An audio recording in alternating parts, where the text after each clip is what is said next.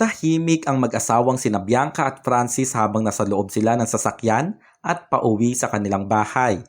Labis na lungkot ang nararamdaman ni Bianca matapos ibalita sa kanila ng doktor na kakarampot na lang ang posibilidad na siya ay magdalang tao. Nasa 8 taon na rin na nagsasama ang mag-asawa pero hindi pa rin sila nabibiyayaan ng anak. Napatingin si Bianca sa kanyang asawa at seryoso lang itong nagmamaneho. Napasandal si Bianca at isang malalim na buntong hininga ang kanyang pinakawalan.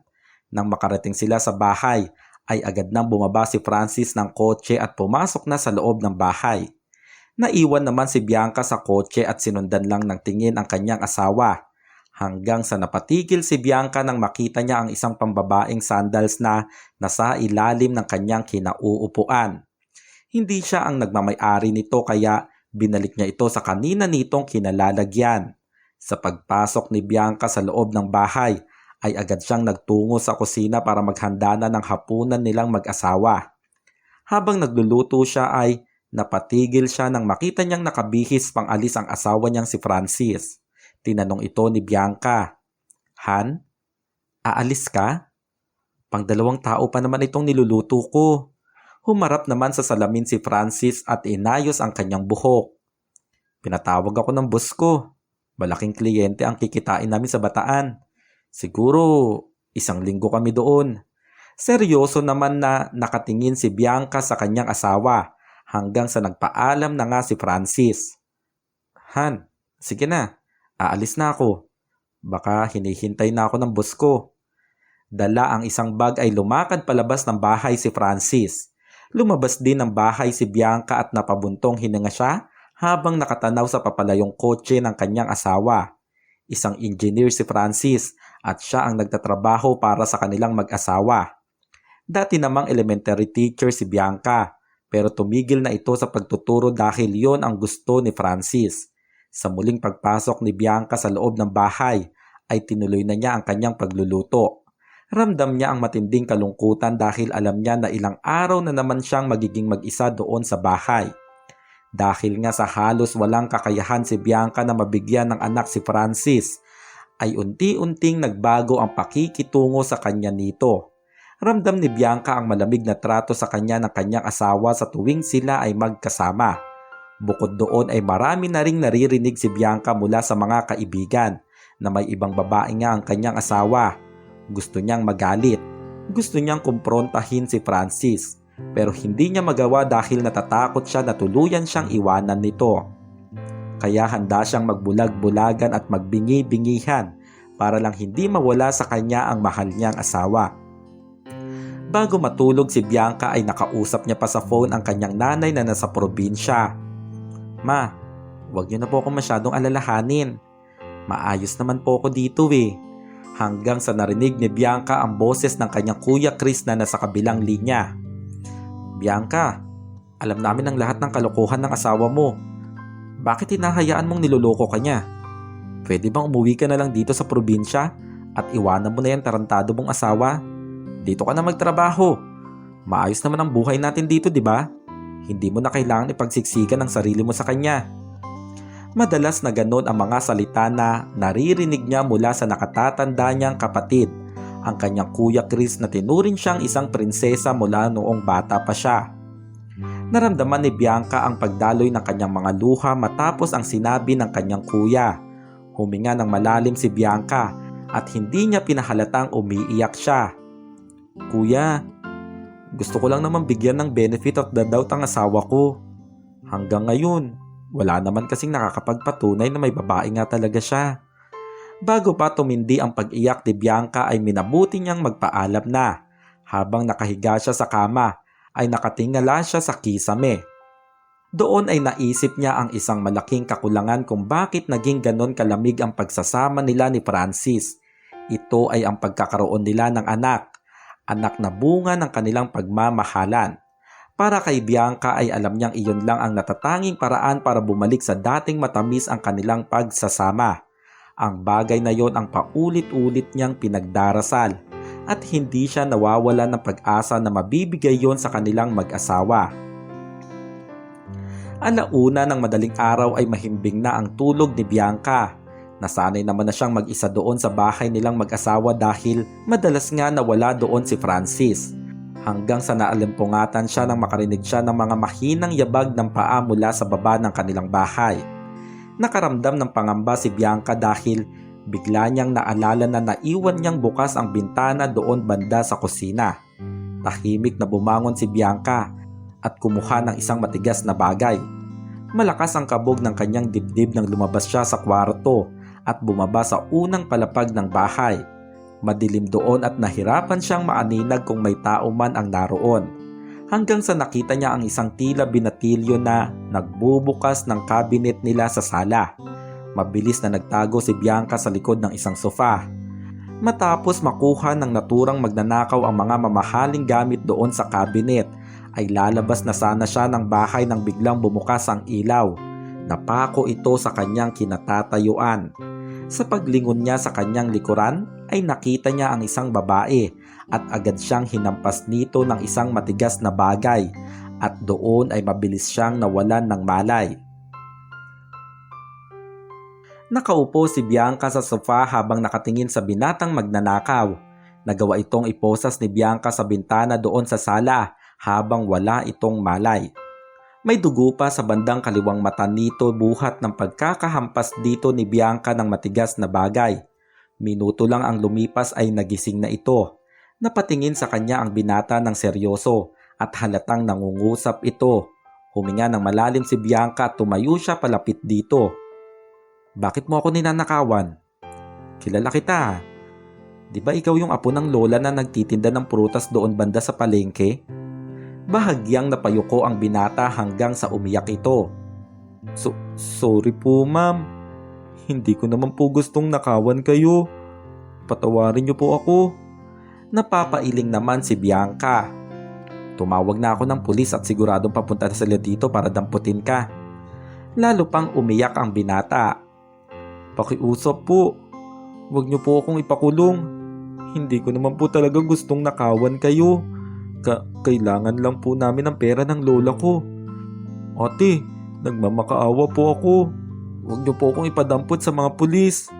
Sumagot naman si Bianca. "Hindi ko pwedeng palagpasin ang ginawa mo. Kasi oras ng pinakawalan kita, siguradong uulitin mo lang din sa ibang ginawa mong pagnanakaw dito sa bahay ko." Hindi naman tumigil sa pag-iyak ang magnanakaw. "Nangangako po ako. Hindi ko na po uulitin. Huwag niyo lang po akong ipakulong." Napabuntong hininga si Bianca at tinalikuran ang binata. Doon sa bintana ay saglit na sinilip niya kung dumating na ba ang mga pulis na kanyang tinawagan. Sa sandaling iyon ay talagang desidido si Bianca na ipadampot sa otoridad ang binatang nangahas na pumasok sa kanilang bahay. Habang naghihintay sa mga pulis si Bianca ay tinawagan niya ang asawa niyang si Francis. Binalita niya dito ang nangyari. Ramdam naman ang pag-aalala sa boses ni Francis. "Ayos ka lang ba, Han? Sinaktan ka ba ng magnanakaw?" Sumagot naman si Bianca. "Hindi naman niya ako nasaktan kasi naunahan ko siya. Parating na dito yung mga pulis para kuhain itong magnanakaw."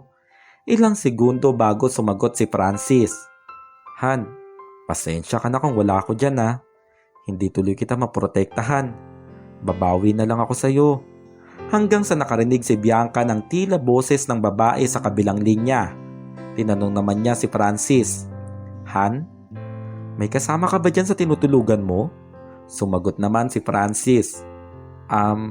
Kakasama ko dito yung katrabaho ko. Marami kami dito. Sige na, maaga pa ako bukas gigising. Balitaan mo ko dyan ha."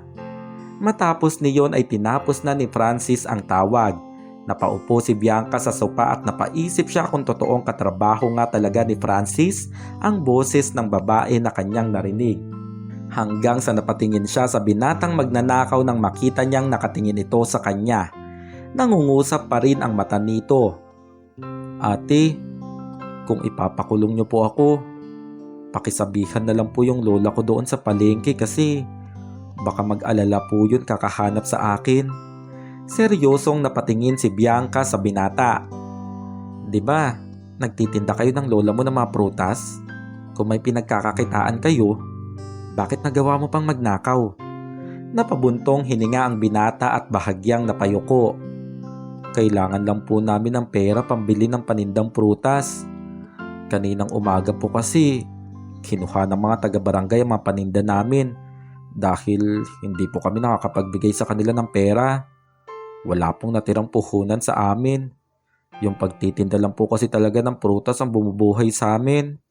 Hanggang sa narinig na nga ni Bianca ang pagdating ng sasakyan ng pulis sa tapat ng kanilang bahay. Saglit pa siyang tumingin sa binata. "Huwag kang mag-alala. Ako nang bahalang magsabi sa lola mo kung nasaan kulungan ka dinala."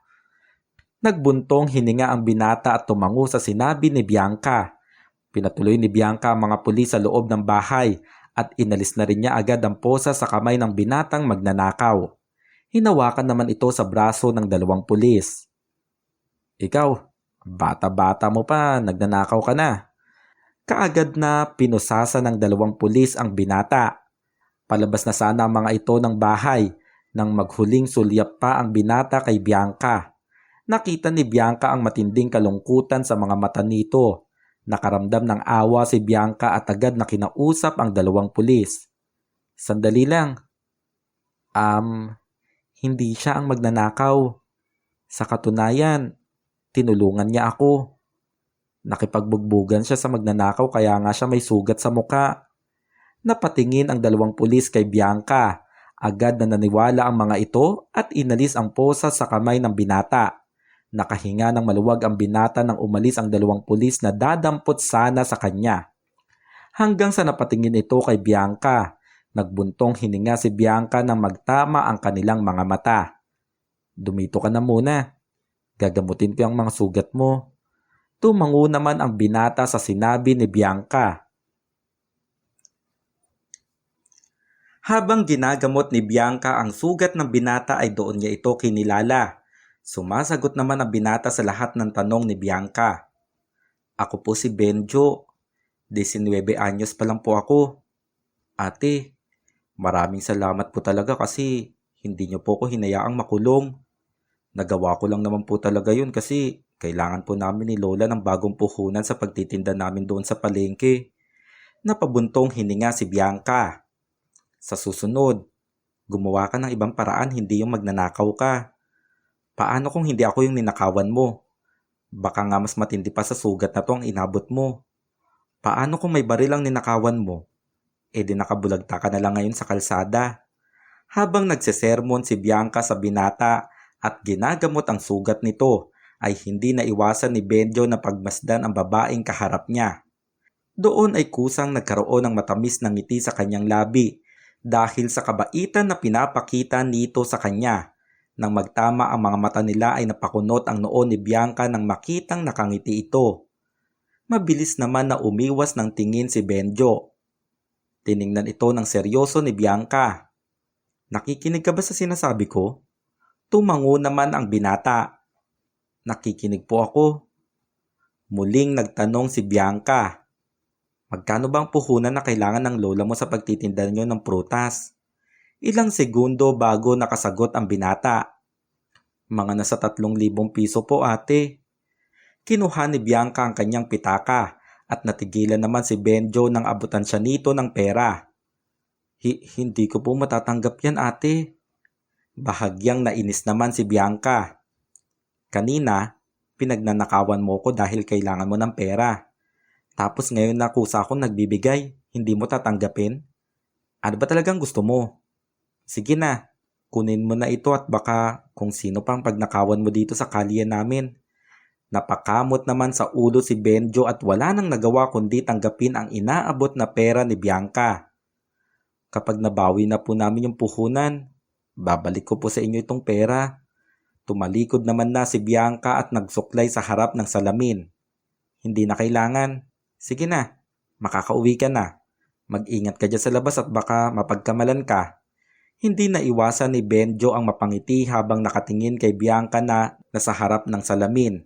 Hindi siya makapaniwala sa kabaitan nito at hindi rin niya naiwasan ang mapatitig sa malaanghel nitong kagandahan hanggang sa humarap sa kanya si Bianca. "Ano ba? Ang sabi ko umuwi ka na, di ba? Kung hindi ka kikilos, talagang ipapadampot kita sa mga pulis." Mabilis naman na tumango si Benjo at agad na lumakad palabas ng bahay. Nakangiti pa si Benjo nang maghuling sulyap pa siya sa babaeng nagpakita sa kanya ng kakaibang kabaitan. Sa sumunod na araw ay masaya si Benjo dahil sa wakas ay nagkaroon na rin ulit sila ng kanyang lola ng mga paninda nilang prutas doon sa palengke. La, ako na po ang bahalang magbuhat dyan. Baka sumakit na naman po ang likod nyo. Sambit ni Benjo na agad binuhat ang isang kahon ng prutas para i-display sa kanilang munting pwesto sa palengke. Bukod kina Benjo at Lola Pasita ay kasama rin nila doon ang 16 anyos na babaeng kapatid ni Benjo na si Alaysa. Sa pag-upo ni Lola Pasita ay natanong niya ang kanyang apo. Benjo, saan ka ba talaga nakakuha ng pera para maging puhunan natin? Baka kung ano-ano ng kabulustogan ang ginagawa mo ha? Napakamot naman sa ulo ang binata. La, wag na po kayong maraming tanong. Basta po, maniwala na lang po kayo sa akin na galing sa malinis na pamamaraan yung pera na ginamit natin. Tumawa naman ang kapatid niya na si Alaysa. Hay naku la, hindi ako naniniwala dyan kay Kuya Benjo. Siguro sumama yan doon sa baklang parlorista na nagkakagusto sa kanya kaya nagkapera yan. Marahang kinurot naman ni Lola Pasita si Benjo sa tagiliran. Sumama ka sa matandang bading na yun, Benjo? Dinipensahan ni Benjo ang kanyang sarili. Lola naman, hindi ko po magagawa yung sinasabi ni Alaysa. Hoy Alaysa, wag kang gumagawa ng kwento. Tumaas naman ang kilay ni Alaysa. Kung ganun, saan nga ba nanggaling yung pera mo? Napabuntong hininga naman ang binata at mabilis siyang umisip ng maisasagot na kasinungalingan. Kahapon kasi, may babaeng humingi ng tulong na magbuhat ng mga gamit niya. Doon yun banda sa kabilang barangay. At dahil nga tinulungan ko siya, binigyan niya ako ng pera. Nagtanong naman si Lola Pasita. Sino naman ang babaeng yun? Doon ay bumalik sa isipan ni Benjo ang babaeng nagpakita sa kanya ng kabaitan. Siya po si Ate Bianca. Lola, sobrang bait po niya. Tapos, para po siyang anghel sa sobrang ganda. Hindi na malaya ni Benjo na malaki na pala ang kanyang ngiti habang tumatakbo sa isipan niya si Bianca. Doon ay inasar naman siya ni Alaysa. Siguro, may gusto ka sa kanya ano? Mabilis naman na tumanggi si Benjo. Ano ka ba? Wala akong gusto sa kanya no? At saka matanda na siya para sa akin. Bukod dun, nakita ko dun sa larawan sa bahay niya na may asawa na siya. Nagbuntong hininga si Benjo at agad nang nag-asikaso ng mga bumibili sa kanilang panindang prutas. Isang umaga ay magsisimula pa lang sanang magwalis si Bianca sa bakuran ng kanilang bahay hanggang sa napatigil siya nang muli siyang makakita ng isang plastik na puno ng mga prutas na nakasabit doon sa gate. Sobrang napapaisip naman na si Bianca dahil yun na ang pang-apat na umaga na gumising siyang may plastik na mga prutas na nakasabit doon. Kung minsan ay hapon naman niyang nadadatnan ang mga ito. Sa umagang yon ay nakita niya ang kapitbahay niyang si Loti. Loti, napansin mo ba kung sino ang naglalagay ng mga prutas dito sa gate namin? Sumagot naman si Loti at sinabing hindi niya alam kung sino ang naglalagay nito doon. Dahil hindi alam ni Bianca kung saan nanggaling ang mga ito, ay diretso niya itong tinatapon sa basurahan hanggang sa sumapit ang kaarawan ni Bianca. Maaga pa lang ay nagluto na siya ng ilang mga putahe na paborito ng kanyang asawa. 2:00 na ng hapon nang matapos makapagluto si Bianca. Nakahanda na ang lahat sa mesa. 3:00 kasi ng hapon ang nasabi ni Francis na uuwi ito doon sa kanilang bahay. Habang wala pa si Francis ay nagpunta pa saglit si Bianca sa tindahan para bumili ng mga ilang inumin. Naglalakad na sa kalsada si Bianca pauwi sa kanilang bahay nang tumawag ang kanyang asawa. Han, I'm sorry. Hindi pala ako makakauwi ngayong birthday mo. Yung boss ko kasi biglang nagpatawag ng importanteng meeting dito sa planta. Babawi na lang ako sa susunod Han. Pasensya na talaga. Napatigil si Bianca at ramdam niya ang lungkot pero hindi niya ito pinahalata sa kanyang asawa. Bahagya pa siyang tumawa. Ano ka ba Han? Ayos lang yun. May susunod na taon pa naman, di ba? At saka, hindi pa naman ako nakakapagsimulang magluto. Mabuti na lang at nasabi mo kaagad. Nagsinungaling si Bianca dahil ang totoo, maaga pa lang ay nakapaghanda na siya ng pagkain. Muling nagsalita si Francis na nasa kabilang linya. Han, sorry talaga ah. Happy birthday.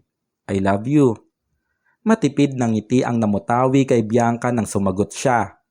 I love you too.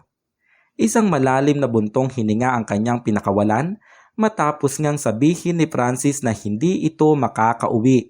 Hindi na iwasan ni Bianca ang makaramdam ng lungkot. Wala naman kasi siyang ibang pwedeng makasama sa kanyang kaarawan kundi ang kanyang asawa lang. Pero dahil nga hindi ito makakauwi, sa unang pagkakataon ay magse-celebrate siya ng kanyang birthday ng mag-isa. Nagpatuloy naman ang binatang si Benjo sa kanyang gawain. Kada umaga ay nagdadala siya ng prutas doon sa gate ng bahay ng babaeng nagpakita sa kanya ng labis na kabaitan. Kapag naman hindi siya nakapagdala sa umaga, ay sa hapon naman siya dadaan sa bahay nila Bianca. Sa hapon na yon ay dala pa ni Benjo ang kanyang bisikleta. Sinabit niya nga sa gate ang prutas na para kay Bianca hanggang sa napatigil ang binata nang makarinig siya ng boses mula sa kanyang likuran. Ikaw bang naglalagay palagi ng prutas dyan sa gate ko? Sa paglingon ni Benjo ay muli niya ngang nakita si Bianca. Napakunot ang noo ni Bianca nang mapagtanto niya na ang taong ito ay ang binatang nagbalak magnakaw sa kanilang bahay na isang linggo na rin ang nakakalipas. Nakaramdam ng kaba si Benjo ng sandaling iyon. Ate Bianca, pasensya na po. Ako nga po ang nagdadala ng prutas palagi dito sa gate nyo. Gusto ko lang naman pong makabawi sa kabaitan na pinakita nyo sa akin noong nakaraan. Nakaramdam ng inis si Bianca sa kanyang nalaman. Sinabi ko bang bumawi ka? Sapat na sa akin na hindi mo na ako pagnakawan ulit. Hindi ko na kailangan ng mga prutas na yan dahil tinatapon ko lang din naman ang mga yan sa basurahan. Kaya pwede ba tumigil ka na? Baka mamaya, looban mo na naman ang bahay ko. Ayaw ko nang babalik ka dito dahil kung hindi, tuluyan talaga kitang papadampot sa mga pulis. Bahagyang napayuko ang binata sa mga sinabi ni Bianca at ramdam sa mukha nito ang kalungkutan. Sige po, pasensya na po, hindi na po ako babalik dito. Tumalikod si Benjo at lumakad na paalis. Sinundan naman ito ng tingin ni Bianca at nakaramdam siya ng konsensya dahil sa mga salitang nabitiwan niya. Bago pa tuluyang makalayo ang binata ay muli niya itong tinawag. Benjo, sandali lang. Huminto si Benjo at lumingon kay Bianca. Lumakad palapit si Bianca sa binata at napabuntong hininga siya. Sorry sa nasabi ko. Hindi ko sinasadya. Matipid ng ngiti ang sinagot ni Benjo. Ayos lang po, Ate Bianca. Pasensya na rin po sa pagbibigay ko ng mga prutas. Akala ko lang kasi magugustuhan niyo po. Seryosong napatingin si Bianca kay Benjo at kinuha ang mga prutas na dala nito. Sige na, kukunin ko na itong mga prutas. Kung alam ko lang kasi na para sa akin pala mga prutas na nakikita ko sa gate, hindi ko rin naman sana itatapon ng mga yun. Tumango naman ang binata. Wala naman pong problema, Ate Bianca. Huminga ng malalim si Bianca at doon ay inalok niya ang binata sa loob ng bahay. Kumain na ba? May mga hinanda akong pagkain sa loob ng bahay. Pumasok ka muna sa loob. Ilang segundo bago pa nakasagot si Benjo. Totoo po ba? Okay lang po ba sa inyo? Bahagyang tumawa si Bianca at ngumiti. Oo naman. Naisip ko kasi na sayang yung mga handa kong pagkain.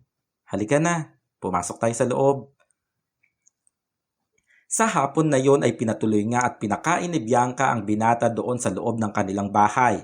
Makikita naman sa binatang si Benjo ang kasabikan sa mga pagkain. Grabe, masarap po pala kayong magluto, Ate Bianca. At saka, ang dami po nitong niluto nyo. Marami po ba kayong nakatira dito sa bahay nyo? Nakakahiya naman po at nauna pa akong kumain kaysa sa kanila. Walang gana naman na sumagot si Bianca.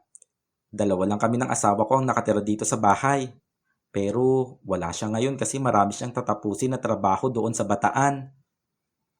Napakunot naman ang noo ni Benjo. Kung ganun, Mag-isa lang po kayo dito? Bakit ganito po karami ang niluto niyong pagkain? Nagbuntong hininga si Bianca bago sumagot. Birthday ko ngayong araw, kaya naghanda ako ng ganito karami. Akala ko kasi uuwi ang asawa ko at kasamang iba niyang katrabaho. Napatigil si Benjo sa kanyang narinig. Birthday niyo po? Happy birthday po, Ate Bianca. Pero bakit po ganito katahimik sa bahay niyo? Parang ngayon lang po ako nakadalo sa isang birthday party na sobrang tahimik. Patuloy naman na kumakain si Bianca. Mag-isa nga lang ako, di ba? Alangan naman mag-ingay ako mag-isa dito sa bahay. Nag-iisip ka ba? Muli namang nagsalita si Benjo na natapos ng kumain. Pero pwede pa rin naman po kayong magsaya ngayong birthday nyo kahit wala po yung asawa nyo. Nandito naman po ako eh. Bisita pa rin naman po akong matatawag, di ba? Tumingin ng seryoso si Bianca sa binata. Hindi ko gusto ang maingay dito sa bahay ko. At hindi ko gusto ang taong madaldal habang nasa hapagkainan. Kaya pwede ba tumahimik ka na lang at kumain? Napakamot naman sa ulo si Benjo. Sorry po, Ate Bianca. Nagsasuggest lang po ako. Sadyang hindi lang po ako sanay na ganito katahimik ang birthday party na napuntahan ko. Para po kasing ang lungkot masyado. Siyempre po, isang beses lang naman po sa isang taon mag-birthday ang isang tao. Sayang naman po kung hindi magiging masaya. Nagbuntong hininga naman si Bianca. Bakit? Ano bang masayang birthday party para sa inyo? Ngumiti naman si Benjo nang sumagot siya. Doon po kasi sa kalsada namin. Kapag may mga birthday party, madaming tao. May inuman, may kantahan tapos may sayawan. Napaisip naman si Bianca sa mga sinabi ng binata. Sa huli ay pinagbigyan niya ang binata. Habang inaayos ni Bianca ang karaoke doon sa sala, ay naghahalongkat naman sa refrigerator si Benjo. Ate Bianca, marami po pala kayong alak dito sa ref nyo. Mula sa sala ay sumagot naman si Bianca. Huwag mong pakikialaman ang mga yan dahil sa asawa ko lahat ng alak na nandyan. Pero lumabas ang kakulitan ni Benjo. Kumuha pa rin siya ng alak at bumalik doon sa sala. Masungit na tumingin si Bianca sa binata nang makitang may alak na itong hawak. Nagsalita naman si Benjo. Masyado naman po marami ang alak na nandoon. Hindi naman po siguro makakahalata yung asawa nyo na nabawasan ng isang bote ang alak niya. Inirapan ni Bianca si Benjo at naupo na siya sa sofa matapos ayusin ang karaoke. Hinawakan naman na ni Benjo ang microphone at naglagay siya ng kanta. Ate Bianca, ako nang unang kakanta. Masungit pa na nagpaalala si Bianca sa binata. Hindi ko gusto ang masyadong maingay ha, nakakahiya sa kapitbahay. Napakunot ang noo ni Benjo. Ate Bianca, ano ka ba? Birthday mo naman eh. Kung tahimik pala ang gusto mo, edi sana nagdasal na lang tayo. Ngumiti si Benjo at sinimulan na niya ang pagkanta. Isang masayang awitin ang kinanta ni Benjo. Napairap na lang si Bianca sa kakulitan ng binata at uminom sa baso na may lamang juice. Pinagmasdan niya ang binata na masayang kumakanta. Doon ay napaisip si Bianca kung bakit nga ba nandoon si Benjo. Nagtataka siya kung paanong pumasok sa kanyang isipan na patuloyin ang binata na minsan siyang pinagtangkaan na pagnakawan hanggang sa humarap sa kanya si Benjo. Ate Bianca, ikaw naman ang kumanta. Masungit pa rin na sumagot si Bianca. Hindi ako kumakanta. Sige na, kumanta ka lang ng kumanta dyan at mamaya pauuwiin na kita dahil gusto ko nang magpahinga. Napanguso si Benjo sa sinabi ng ginang. Uminom pa siya saglit sa bote ng beer na hawak niya at muling naglagay ng kanta sa karaoke. Sunod na kinanta ni Benjo ang awiting Totoy Bibo at sinabayan niya pa ito ng pagsayaw habang nakatingin kay Bianca. Napatingin si Bianca sa ginagawa ni Benjo at doon ay hindi niya naiwasan ang bahagyang tumawa. Nagkaroon naman ng malaking ngiti sa labi ng binata nang makitang tumawa si Bianca sa panonood sa kanya. Dahil doon ay mas ginalingan pa ni Benjo ang pagkanta at pagsayaw na parang isang bibong bata na naging dahilan para lalo pang tumawa si Bianca. Benjo, ano bang ginagawa mo?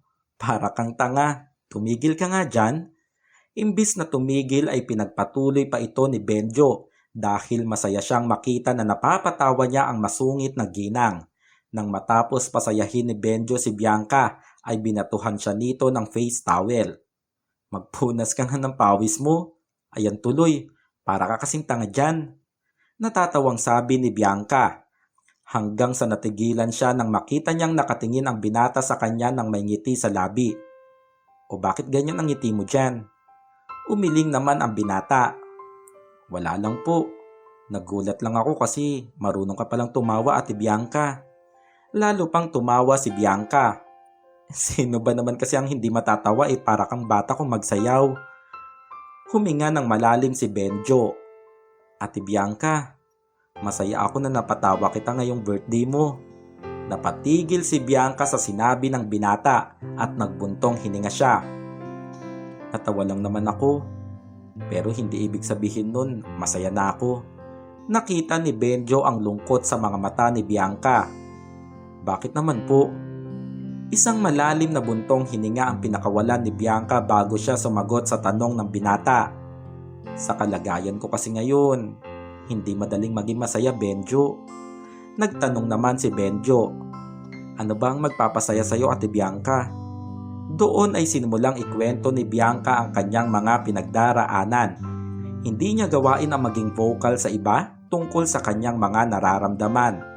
Pero sa sandaling iyon ay tila nakatulong din sa kanya ang ilabas niya ang kanyang problema sa taong hindi niya lubusang kakilala. Naikwento ni Bianca sa binata ang tungkol sa malamig na pagsasama nila ng asawa niyang si Francis, pati na rin ang pagiging desperada niya na magdalang tao. Kaya nga kung may kahilingan ako ngayong birthday ko, yun ay ang mabigyan ko ng anak ang asawa ko. Yun lang. Yun ang sobrang pinagdarasal ko. Ang magkaroon ako ng anak na aalagaan ko. Ang magkaroon ako ng anak na yung galing mismo sa akin. Maibigay lang yun sa akin ni Lord. Masaya na ako. Doon ay nailabas na nga ni Bianca ang kanyang kagustuhan. Ilang beses na kasi nilang pinagtalunan na mag-asawa ang tungkol sa pagkuha nila ng sanggol sa ampunan. Iyon kasi ang gusto ni Francis. Pero umaasa pa rin si Bianca na mabibiyayaan siya ng anak na nanggaling mismo sa kanyang dugo at laman. Seryosong napatingin kay Bianca ang binata. Sorry, Ate Bianca, hindi ko na pala dapat tinanong pa. Matipid nang ngumiti naman si Bianca. Ayos lang, nakaluwag nga sa akin na may taong nakinig sa problema ko. Wala naman kasi akong palaging kasama dito sa bahay. Teka, bakit naging tahimik ka dyan? Akala ko ba magsasaya tayo? Akin na nga yung microphone. Ako naman ang kakanta. Sa gabing ang iyon ay sinabayan ni Bianca ang kakulitan ng binata. Nagkantahan sila at nagsayawan. Napuno ng tawanan ang sala ng bahay ng mag-asawa. Doon ay hindi akalain ni Bianca na magiging masaya pa rin ang kanyang kaarawan kasama ang isang tao na kailan lang niya nakilala. Mula sa gabing iyon ay napalagay na nga ang loob ni Bianca sa binata. Pakiramdam niya ay isa itong anghel na nagbibigay saya sa kanya sa kabila ng kanyang pinagdaraanan. Madalas na nagpupunta si Benjo sa bahay nila Bianca at dinadalhan niya ito ng prutas. Doon ay maraming kinikwento si Benjo na hindi naranasan ni Bianca. Hindi pumapalya ang binata na patawanin palagi ang ginang. Tila naging normal na sa bahay ng mag-asawa na sa bawat araw ay pupunta doon si Benjo para makipagkwentuhan kay Bianca. Masaya rin naman ang binata dahil ang nakilala niyang masungit na ginang ay palagi na niyang nakakakwentuhan. Wow, mukhang masarap yang niluluto mo, Ate Bianca. Parang may bumubulong tuloy sa akin na wag muna akong umuwi. Bahagya namang tumawa at napapailing si Bianca sa biro ni Benjo. Talagang wag ka na munang umuwi. Alam ko naman na darating ka kaya pang 2 tao talaga itong niluto kong pagkain. Madalas ay doon na nga naghahapunan si Benjo sa bahay ng ginang. Labis din naman itong ikinatutuwa ni Bianca dahil nga nasanay siyang mag-isa lang na kumakain. Pero sa sandaling yon ay naging masaya na para sa kanya ang hapagkainan mula nang makilala niya ang binatang si Benjo. Biruin mo, Ate Bianca, tinuring ko siyang tropa. Tapos malalaman ko na dinidiskartehan niya palang kapatid ko. Kwento ni Benjo habang kasabay na kumakain si Bianca. Sa mga ganong sandali ay talaga namang nakikinig siya sa lahat ng kwento ng binata. Baka naman kasi may gusto din niyang kapatid mo sa kaibigan mong si Mark. Sumagot naman si Benjo. Si Eliza, madalas lang mang-asar yun sa akin. Kaya nga sa bahay, palagi kami nag-aasaran. Sa una, biruan lang pero sa huli, nagkakapikunan kami. Kaya nga kami palagi napapagalitan ni Lola. Pero kahit na ganun niyang si Eliza, mahal ko yung kapatid kong yun. Kaya nga pinagbabawalan ko siyang magkaroon ng boyfriend kasi gusto ko na makapagtapos siya ng pag-aaral. Kaya ayun, pinagbabantaan ko si Mark kasi hindi ko gusto na nililigawan niya ang kapatid ko. Saka na siguro kapag nakagraduate na si Eliza. Tumingin ng seryoso si Bianca kay Benjo. Ikaw, wala ka bang balak na bumalik sa pag-aaral? Napabuntong hininga si Benjo. Wala na siguro. Nasanay na rin ako maging tambay eh. At saka, ako yung tumutulong kay Lola Pasita. Hindi rin naman kasi ako katalinuhan tulad ni Eliza. Alam mo ba, Ate Bianca? Palaging sa honor list yung kapatid ko. Siyempre, sobrang proud na proud ako bilang kuya niya. Napangiti naman si Bianca sa huling sinabi ni Benjo. Hindi pa man nakikita ni Bianca ang pamilya ni Benjo. Pero kilalang kilala na niya ang mga ito dahil na rin sa madalas na pagkwento ng binata. Isang araw ay maagang nagpunta si Benjo kila Bianca dahil may usapan sila na tutulong si Benjo sa pagtatanim sa kanilang bakuran. Masayang tinatawag ni Benjo si Bianca habang papasok ito doon sa bahay hanggang sa natigilan siya nang makita niya doon ang isang lalaki. Ito ay walang iba kundi ang asawa ni Bianca na si Francis. Nakakunot ang noo ni Francis nang makita niya ang binata. Hinahanap ko lang po si Ate Bianca. Seryosong nakatingin sa kanya si Francis. Anong kailangan mo sa asawa ko? Napaiwas pa saglit ng tingin si Benjo. May usapan po kasi kami na tutulungan ko siyang magtanim dyan sa bakuran. Hanggang sa bumaba na nga mula sa kwarto si Bianca. Napangiti ito nang makita niya ang binata. Benjo, nandyan ka na pala. Saka nga pala, ipapakilala kita sa asawa ko. Ito pala si Francis. Han, siya pala si Benjo. Yung kinikwento ko sa'yo kagabi na palaging nagbibigay sa akin ng prutas. Matipid na ngumiti si Benjo at bumati. Nice to meet you po, Kuya Francis. Nakangiti pa rin si Bianca. Han, mabait ang batang yan. Siguradong makakasundo mo siya. Tiningnan ni Francis ang buong pagkatao ni Benjo at nilingon niya ang kanyang asawa. Ano ba ang ginagawa niya dito? Sa reaksyon ni Francis ay unti-unting nawala ang mga ngiti sa labi ni Bianca. Tutulungan niya akong magbungkal dyan sa bakuran para sa mga itatanim kong halaman. Bumuga ng hangin si Francis at muli siyang naupo sa sofa. Han, hindi mo na kailangan ng tulong niya. Ako na ang tutulong sa'yo sa pagbubungkal dyan sa bakuran. Iho, pasensya ka na pero mas maganda sigurong umuwi ka na. Nandito naman ako para tumulong sa asawa ko. Bahagyang napayuko si Benjo. Sige po, Kuya Francis. Ate Bianca, babalik na lang po muna ako sa palengke para tumulong kay Lola. Lumakad paalis si Benjo. Hindi na ito nagawa pang pigilan ni Bianca dahil alam niya na hindi natutuwa ang kanyang asawa na makilala ang binata. Nang makaalis si Benjo ay nilingon ni Bianca si Francis. Han, bakit mo naman ginawa yun? Parang binastos mo naman siya sa ginawa mo. Mabait si Benjo kaya hindi mo dapat siya sinusupladuhan ng ganun. Walang gana naman na sumagot si Francis na abala sa kanyang phone. Anong magagawa natin? Hindi mo naman na siya kailangan dahil nandito ako. At saka, bakit mo ba pinapapasok ang lalaking yon dito? Paano kung magawin siyang masama sa'yo? Hindi nagustuhan ni Bianca ang panghuhusga ng kanyang asawa sa binatang si Benjo. Nagbuntong hininga siya at agad na tinalikuran ang kanyang asawa. Kinabukasan din ng araw na yon ay bumalik doon si Benjo sa bahay nila Bianca. Nagkataon naman na wala na si Francis doon sa bahay dahil nga bumalik na ito sa trabaho niya sa Bataan. Nahihiya na humingi ng pasensya si Bianca sa binata dahil nga sa nagawa at nasabi ng asawa nito. Sinabi na lang ni Benjo na ayos lang at wala namang problema doon. Kahit pa na ang totoo ay nainsulto siya sa ginawa ni Francis.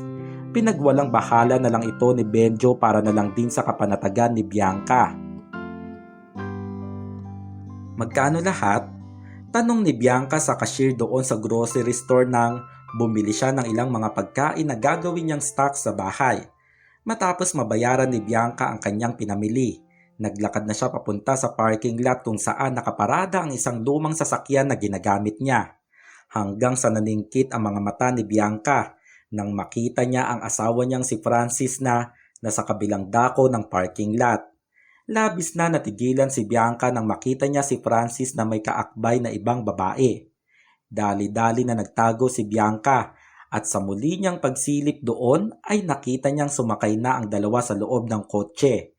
Sobrang napaisip si Bianca dahil 3 araw pa lang ang nakakalipas nang magpaalam sa kanya si Francis na babalik na ito sa trabaho niya na nasa Bataan.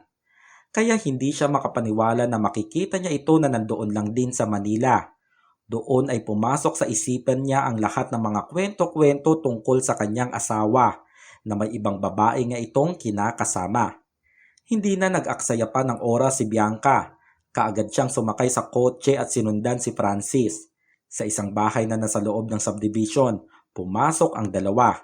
Kitang-kita ng dalawa niyang mga mata ang pagiging sweet ni Francis at ng babaeng kasama nito. Dahil sa ginawang pagsunod ni Bianca kay Francis, ay doon niya tuluyang nakumpirma ang mga kumakalat na kwento. Doon ay tuluyan siyang namulat sa katotohanan na niloloko siya ng mahal niyang asawa. Niyaya si Benjo ng kanyang mga kabarkada na mag-inom sa bahay ng isang kaibigan. Si Benjo ang tipo ng binata na ang lahat ng inuman ay kanyang pinupuntahan. Pero sa araw na yon ay labis ang pagtataka ng kanyang mga kaibigan nang tumanggi siya sa paanyaya ng mga ito. Benjo, seryoso ka ba talaga? Parang ngayon ka lang namin narinig na tumanggi sa alak ah. Nagtawanan pa ang mga kaibigan ni Benjo at natawa na lang din siya sa mga kantsaw nito sa kanya. Sa araw kasi na yon ay gustong pumunta ng binata sa bahay nila Bianca. Wala man silang usapan sa araw na yon pero tila may tumutulak kay Benjo na magpunta doon. Makailang katok na ang ginawa ni Benjo sa gate pero walang nagbubukas ng pinto. Sa huli ay naisipan niyang umakyat sa gate para lang makapasok sa bahay ng mag-asawa. Sa pagpasok doon ni Benjo ay nagtaka siya nang makitang madilim ang buong bahay na para bang walang tao. Ate Bianca, nandyan ka ba? Si Benjo po ito. Makailang beses na tinawag ng binata ang pangalan ni Bianca pero walang sumasagot sa kanya. Nagtungo sa itaas si Benjo at doon ay natigilan siya nang makita niya si Bianca na nandoon sa terasa at nag-iinom itong mag-isa. Nang tawagin ito ni Benjo ay lumingon ito sa kanya. Benjo, halika dito. Samahan mo kong mag-inom. Hindi makapaniwala si Benjo sa kanyang nakita. Hindi niya kasi akalain na nag-iinom rin pala ng alak si Bianca. Sa paglapit niya kay Bianca ay halata niyang languna sa alak ang ginang ng mga sandaling iyon. Halos hindi na ito makapagsalita ng diretsyo at halos matumba na rin sa kanyang kinauupuan. Ate Bianca, ayos ka lang ba? Bakit nagpakalasing ka ng ganyan? Ngumiti naman sa kanya ang lasing na ginang. Kasi Benjo, masaya na ako. Hindi na ako bulag dahil nalaman ko na ang totoo. Napakunot ang noo ng binata. Anong ibig mong sabihin, Ate Bianca? Tumawa pa ng malakas ang ginang at uminom sa bote ng alak na hawak niya. Biruin mo? Totoo pala ang sinasabi ng mga tao na may ibang babae nang binabahay ang asawa ko? Putik naman oh. Ewan ko ba naman kasi kung bakit hindi ako naniniwala sa mga kaibigan ko noon. Mabuti na lang at nakita mismo ng dalawa kong mga mata. Kaya heto, masaya ako at nagse-celebrate kasi nagising ako sa katotohanan. Halika, sabayan mo akong magpakalasing. Seryosong nakatingin si Benjo kay Bianca. Ate Bianca, masaya ka ba talaga sa nalaman mo? Doon ay napatigil si Bianca at isang malalim na buntong hininga ang kanyang pinakawalan. Ilang segundo din siyang nanahimik hanggang sa narinig na nga mula sa kanya ang mga paghikbi. Wala naman nang nagawa si Benjo kundi ang panoorin si Bianca na umiiyak at makinig sa lahat ng sinasabi nito. Ang tanga ko, Benjo. Lahat ng gusto niya sinunod ko. Pati yung profession ko bilang teacher. Kinalimutan ko kasi yun ang gusto niya. Tapos, ipagpapalit niya lang ako. Dahil lang ba sa hindi ko siya mabigyan ng anak? Hindi ko naman ginustong magkaroon ng ganitong diferensya eh. Kasi ako mismo, nahihirapan tanggapin na hindi ako magiging isang ina. Unti-unti ko na nga tinatanggap kasi andyan naman ang asawa ko na sasamahan ako hanggang sa pagtanda. Pero may iba na siya. Benjo, dapat ba na sanayin ko na talaga ang sarili ko na maging mag-isa? Kung gusto niyang magkaanak, pues sumama siya sa babaeng yun. Bumuntis siya ng isang batalyon na babae hanggat gusto niya. Wala na akong pakialam sa kanya. Sa galit ni Bianca ay hinawi niya pa ang mga bote ng alak na nasa mesa at ang iba dito ay nahulog at nabasag sa sahig. Pinigilan ni Benjo ang pagwawala ng ginang hanggang sa pareho silang napaupo sa sahig. Doon ay nakayakap ng mahigpit si Bianca sa braso ng binata habang inilalabas niya ang sakit sa pamamagitan ng pag-iyak. Ilang minuto silang nasa ganong posisyon hanggang sa naramdaman ni Benjo na nanahimik na si Bianca. Nakita niya itong mahimbing nang natutulog sa kanyang hita. Hindi hinayaan ni Benjo ang ginang. Binuhat niya ang lasing na si Bianca at dinala sa kwarto nito. Nang maihiga niya si Bianca ay pinagmasdan niya ito at napabuntong hininga siya. Labis ang awa na nararamdaman ng binata para sa ginang. Alam niya na noon pa man ay hindi na madali ang pinagdadaanan nito. Kinumutan niya si Bianca at hinalikan niya pa ito sa noo. Tatayo na sana si Benjo pero lalo pang humigpit ang kapit ng ginang sa kanyang braso. Wala nang nagawa ang binata kaya tinabihan niya si Bianca at sa gabing iyon ay doon na siya natulog katabi ang babaeng nagugustuhan niya. Hindi na maitatanggi pa ni Benjo sa kanyang sarili na sa bawat sandali na kasama niya si Bianca ay matinding kagalakan sa puso ang naidudulot nito sa kanya. Hindi alintana kay Benjo ang mahigit isang dekada na agwat ng kanilang edad. Hindi man siya magustuhan ng ginang. Ang mahalaga para sa binata ay makita niyang masaya si Bianca. Kinaumagahan nang bumaba si Bianca sa kusina ay nakita niyang nandoon si Benjo. Naghahanda ito ng almusal. Ngumiti sa kanya ang binata. Ate Bianca, nagluto ako ng tiyemporado para sa iyo. Para mainitan yung sikmura mo. Masakit pa rin ba ang ulo mo hanggang ngayon? Nagbuntong hininga si Bianca at naupo na sa hapagkainan. Hindi naman na masyado. Bakit parang ang aga mo yata nagpunta dito sa bahay? Napaiwas naman ng tingin si Benjo at nagsimula na silang kumain. Naisip ko kasi na baka hindi ka makapaghanda ng almusal mo dahil nga sa sobrang kalasingan mo kagabi. Bahagyang tumawa naman si Bianca. Naabala patuloy kita. In fairness, magaling ka palang magluto ng tiyemporado. Masarap ito ah. Akala ko ang alam mo lang sa buhay ay tumambay sa kalye. May alam ka rin naman pala sa gawaing bahay. Napapailing na lang na natatawa si Benjo. Ilang minuto silang naging tahimik habang sila ay kumakain.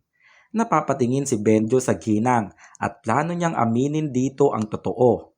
Huminga siya ng malalim at sinimulang magsalita. Ate Bianca, huwag ka sanang magagalit sa akin. Hindi naman ako maaga nagpunta dito sa bahay niyo. Dahil sa katunayan, hindi naman talaga ako umuwi kagabi. Napakunot ang noo ni Bianca sa kanyang narinig.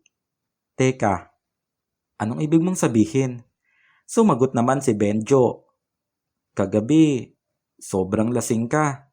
Nakatulog ka na nga sa lapag kaya binuhat kita papunta sa kwarto mo. Tapos nung aalis na ako, mahigpit ang hawak mo sa braso ko kaya naisipan ko na hindi na lang umuwi kagabi. Natigilan naman si Bianca. Ibig mong sabihin, doon ka rin natulog sa kwarto? Magkatabi tayong natulog? Bahagyang napayuko ang binata at tumango siya. Pero Ate Bianca, maniwala kayo sa akin. Wala akong ginawang masama sa inyo. Sinamahan ko lang po talaga kayong matulog. Seryosong napatingin si Bianca kay Benjo hanggang sa tumawa siya. Bakit ka ba masyadong defensive, Benjo? Naniniwala naman ako sa sinasabi mo eh. Alam ko naman na mabait kang bata.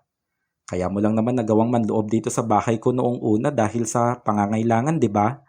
Benjo, may tiwala naman ako sa'yo kaya walang kaso sa akin kung tinabihan mo man ako sa pagtulog kagabi. Napakamot sa ulo ang binata. Pero kasi, hindi pa rin po tama, Ate Bianca. Lalaki pa rin po ako. Sumagot naman si Bianca. Wag mo na nga masyadong isipin yun, Benjo. By the way, salamat sa pag-aasikaso sa akin kagabi ha. Pasensya ka na rin dahil kung ano-ano na yatang sinabi ko kagabi sa'yo tungkol sa asawa ko. Ngumiti naman si Benjo. Ayos lang po. Ang mahalaga, mas naiintindihan na po kita ngayon, Ate Bianca. Nagpatuloy ang kanilang kwentuhan ng umagang iyon. Muli ay napag-usapan nila ang panlolokong ginagawa ni Francis kay Bianca. Sa mga sumunod na araw ay naisipan ni Bianca na kumprontahin na ang kanyang asawa. Umabot na kasi ng 1 linggo na hindi ito umuuwi sa kanilang bahay. Kasama ni Bianca si Benjo sa loob ng kotse at pumunta sila mismo sa bahay kung saan nakita ni Bianca si Francis na may kasamang ibang babae. Habang nasa loob ng kotse ay nagtanong si Benjo, Ate Bianca, sigurado ka po ba talaga na dyan nakatira ang kabit ng asawa mo? Baka po makulong tayo sa gagawin natin. Sumagot naman si Bianca, Siguradong sigurado ako, Benjo. Dyan binahay ng asawa ko ang kabit niya. Hanggang sa nakita nila ang isang babae na nagdidilig sa bakuran. Ito ay ang kabit mismo ni Francis. Ilang saglit pa ay lumabas rin ng bahay si Francis at humalik pa sa babaeng nagdidilig. Doon ay tuluyan na ring naniwala si Benjo sa mga sinabi ni Bianca. Hindi naman nakapagpigil pa si Bianca. Benjo, dito ka lang sa kotse ha. Ikaw ang backup ko. Mag-isa akong haharap sa kanilang dalawa. Hindi na nga nag-aksaya ng oras si Bianca. Bumaba siya ng sasakyan at agad na sumugod sa kanyang asawa, pati na rin sa babae na bago nitong kinakasama. Mula sa loob ng kotse ay kita ni Benjo ang kaguluhan na nangyayari. Gustong saktan ni Bianca ang kabit ng kanyang asawa pero pilit itong nilalayo ni Francis. Bianca, pwede ba tumigil ka na? Nakakahiya sa mga kapitbahay namin dito. Pumatak ang luha ni Bianca habang nakatingin kay Francis. Ako pa ang nakakahiya ngayon, Francis. Kayong dalawa ang gumagawa ng kababuyan. Bitiwan mo ako, kakalbuhin ko talaga yung babae mo. Mas mahigpit pa na hinawakan ni Francis sa braso si Bianca. Sabing tumigil ka na. Pilit naman na pumapalag si Bianca hanggang sa nasasaktan na siya ng pisikal. Francis, bitiwan mo ko. Nasasaktan ako. Seryosong tumingin sa kanya ang kanyang asawa. Alam mo kung bakit hindi ako nauwi sa atin? Dahil dyan sa ugali mo. Hindi mo na nga ako mabigyan ng anak, sinasakal mo pa ako. Labis na natigilan si Bianca sa kanyang narinig. Matindi naman ang galit ni Francis. Dahil sa ginawa mo ngayon, huwag ka nang umasa pa na uuwi ako sa bahay. Huwag ka nang umasa na babalikan pa kita. Yung bahay natin, sayong-sayo na yun. Humanap ka ng lalaki na tatanggap sa ganyang ugali mo. Lalo pang dumaloy ang mga luha ni Bianca sa kanyang narinig. Tumalikod sa kanya si Francis pero agad itong hinabol ni Bianca at nagmakaawa. Yumakap siya mula sa likuran nito. Han, talaga bang iiwan mo ko para lang sa babaeng yan? Inalis ni Francis ang pagkakayakap sa kanya ni Bianca. Bianca, gumising ka na sa katotohanan. Wala na akong nararamdaman para sa iyo. Napayuko si Bianca at humagulgol siya sa pag-iyak. Hanggang sa isang malakas na suntok ang lumapat sa muka ni Francis.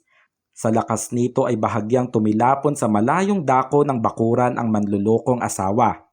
Lalapitan pa sana ni Benjo si Francis para muling saktan, pero pinigilan na siya ni Bianca. Benjo, ano ka ba? Tama na. Umalis na tayo. Sinunod din ni Benjo ang sinabi ni Bianca at agad na silang lumisan. Doon sa loob ng sasakyan ay napapatingin ang binata kay Bianca na kasalukuyang umiiyak habang nagmamaneho. Huminga ng malalim si Benjo at sinubukang magsalita. Ate Bianca, pasensya ka na sa nangyari ha. Hindi ko sinasadya na masuntok si Kuya Francis. Hindi ko lang talaga napigilan ang sarili ko. Hininto ni Bianca ang kotse sa isang tabi at hinarap niya ang binata. Hindi ka talaga marunong makinig sa akin ano? Ang sabi ko kanina sa'yo, dito ka lang sa loob ng kotse at huwag makikialam. May sinabi ba ako sa'yong saktan mo si Francis? Hindi na iwasan ni Bianca ang magalit sa binata. Napayuko na lang si Benjo. Sorry talaga Ate Bianca. Nakita ko kasi na sinasaktan ka niya. Pasensya na talaga. Seryoso pa ring nakatingin si Bianca sa binata. Napabuntong hininga siya hanggang sa unti-unti siyang tumawa.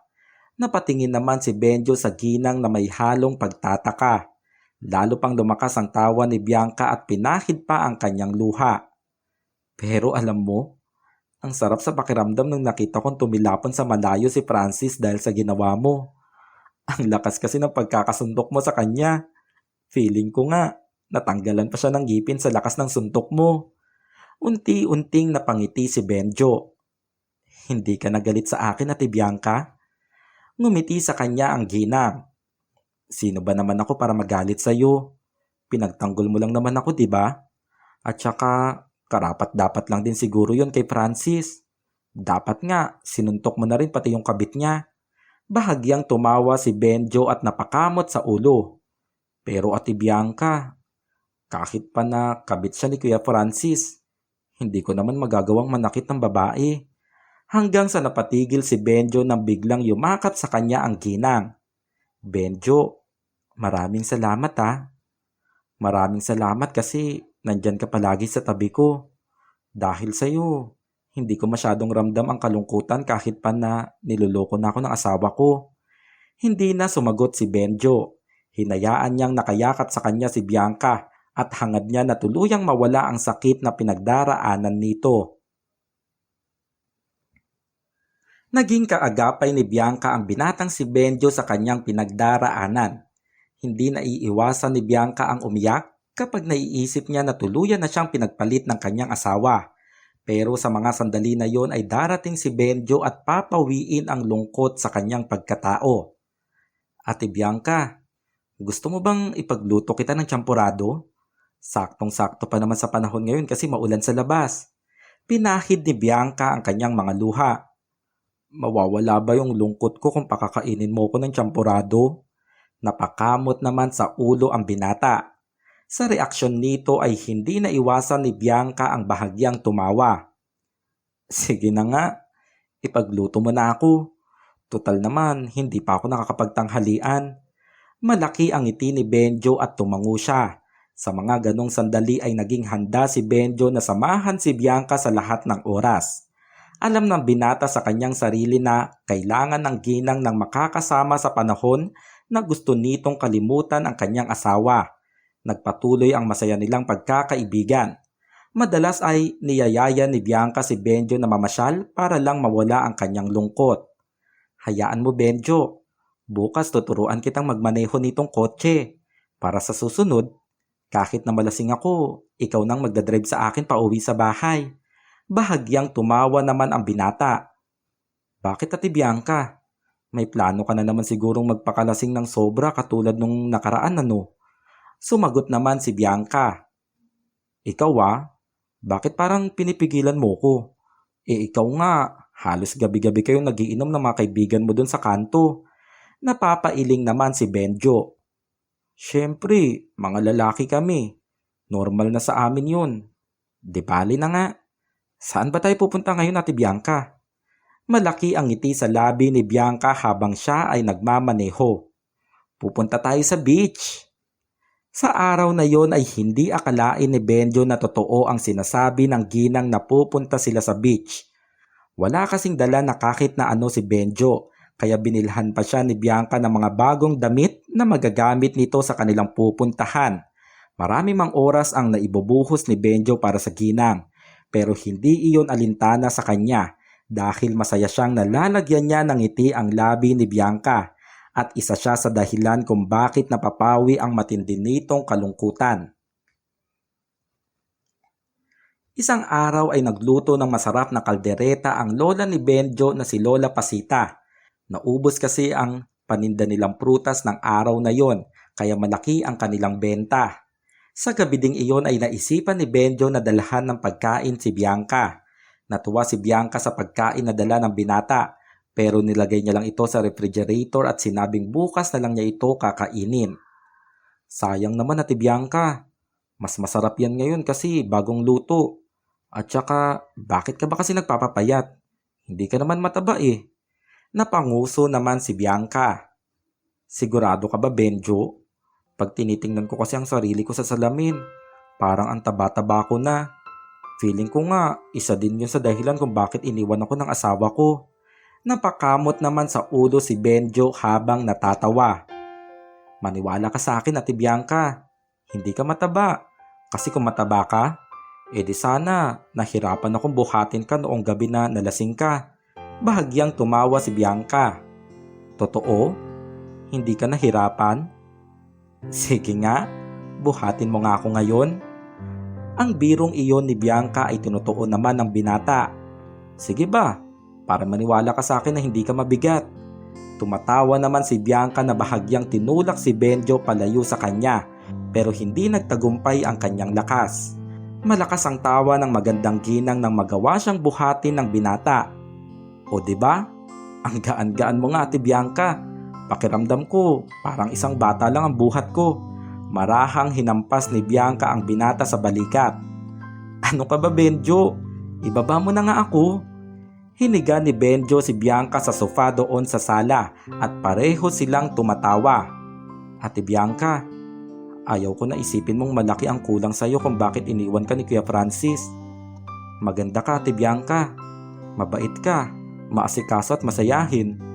Sadyang tanga lang ang asawa mo na iniwan niya ang babaeng katulad mo. Napatigil si Bianca sa sinabi ni Benjo. Seryoso namang nakatitig ang mga mata ng binata sa magandang ginang. Sobrang lapit ng mukha nila sa isa't isa at pareho silang nakulong sa mga titig ng kanilang mga mata. Lalo pang napatigil si Bianca nang halikan siya sa labi ni Benjo. Ilang segundo bago nagawang umalma ni Bianca at marahan niyang pinigilan ang binata. Saglit na tumigil si Benjo pero nandoon pa rin ang kanilang mga mata sa isa't isa. Napabuntong hininga si Benjo. Ate Bianca, I'm sorry. Babangon na sana ang binata nang hawakan siya sa braso ng ginang. Hanggang sa hinatak ni Bianca ang binata at muling naglapat ang kanilang mga labi. Hindi na nila napigilan ang kanilang mga sarili. Dala na rin ng kapusukan ay tuluyang naganap ang isang bagay sa pagitan nilang pareho. Doon mismo sa sala ay nagpaubaya si Bianca sa binatang nagbibigay ngiti sa kanya at tuluyan ngang naranasan niya dito ang isang kakaibang ligaya. Matapos ang mga kaganapan ay parehong tahimik sina Benjo at Bianca na magkatabing nakahiga sa sofa sa sala. Bumangon si Bianca at isa-isa nang sinuot ang kanyang damit. Nahalata ni Benjo na tila nagmamadali ito at hinawakan niya ito sa kamay para pigilan. Ate Bianca, anong problema? Napatigil si Bianca at nagbuntong hininga. Benjo, sa tingin mo tama ang ginawa natin? Pakiramdam ko, naabuso ko ang pagiging inosente mo. Bahagyang bumangon ang binata at binaling niya ang muka ng ginang sa kanya. Ate Bianca, walang mali sa ginawa mo. Kasi ginusto ko. Alam ko na ginusto nating pareho. Umiwas ng tingin si Bianca. Matapos niyang makapagbihis ay aakyat na sana siya sa kwarto nang yumakap mula sa kanyang likuran si Benjo. Ate Bianca, gusto kita. Mahal kita. Mula pa nung unang beses na nakilala kita. Napatigil si Bianca sa kanyang narinig at humarap siya sa binata. Humawak naman si Benjo ng mahigpit sa kamay nito.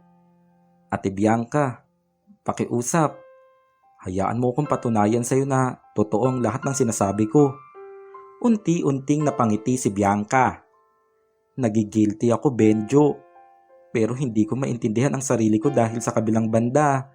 Ang saya-saya ko na sinasabi mo sa akin ang bagay na yan. Pumatak ang luha ni Benjo at nagkaroon na rin ng ngiti sa kanyang labi.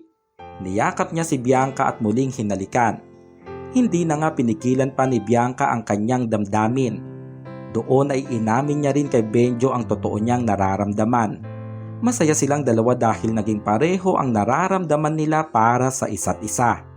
Hindi naging hadlang sa kanila ang mahigit isang dekada na agwat ng kanilang mga edad.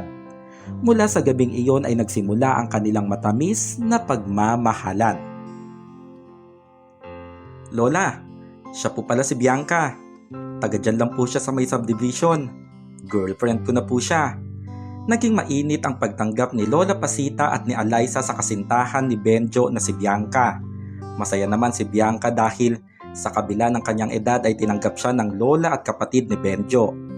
Doon ay mabilis siyang tinuring ng mga ito bilang parte ng kanilang pamilya.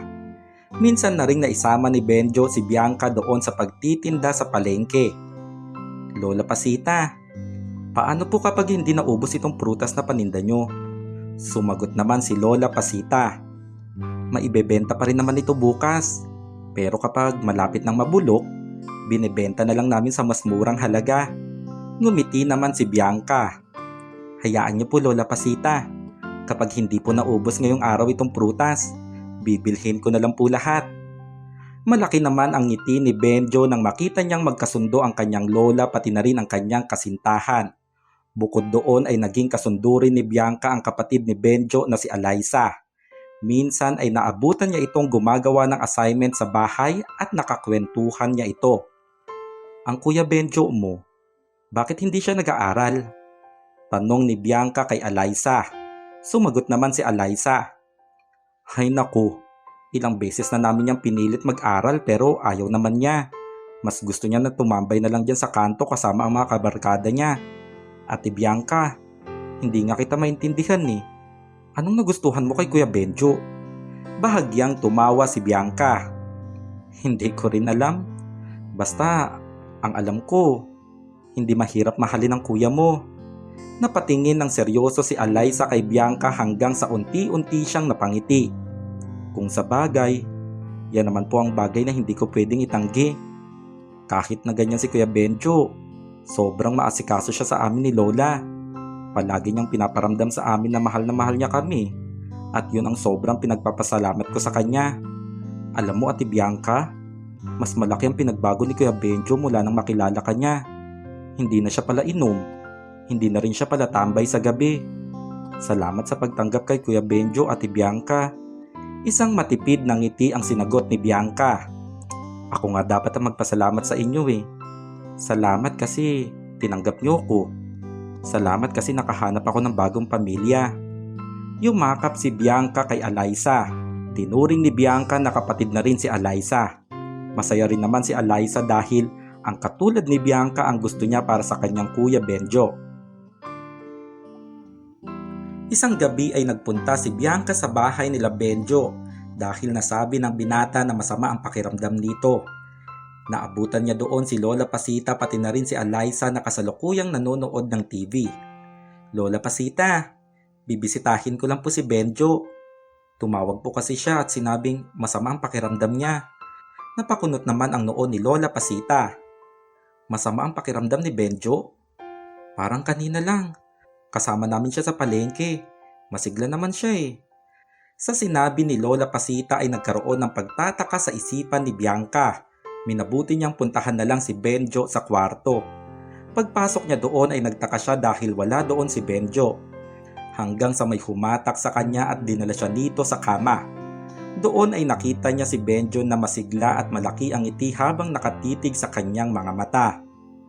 Akala ko ba may sakit ka? Bakit parang sigla-sigla mo naman? Bahagyang tumawa si Benjo. Sinara niya ang pinto pati na rin ang bintana at lumundag sa tabi ng ginang. Wala lang. Gusto lang kitang papuntahin dito. Natawa na lang din si Bianca at napapailing. Teka, bakit mo sinara ang pinto at bintana? Ano na naman ba ang gusto mong mangyari, Benjo?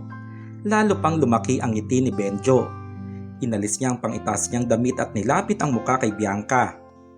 Siyempre, baka may makakita sa gagawin natin. Naisip ko lang kasi na doon na lang tayo palagi sa bahay mo. Subukan naman natin gawin dito sa kwarto ko. Natawa si Bianca at marahang pinisil ang ilong ni Benjo. Ano ka ba, Benjo? Baka marinig tayo ng lola mo pati na rin ng kapatid mo. Hinawi ni Benjo ang buhok ni Bianca. Di gawin natin tahimik ang gagawin natin. Kaya naman natin, di ba?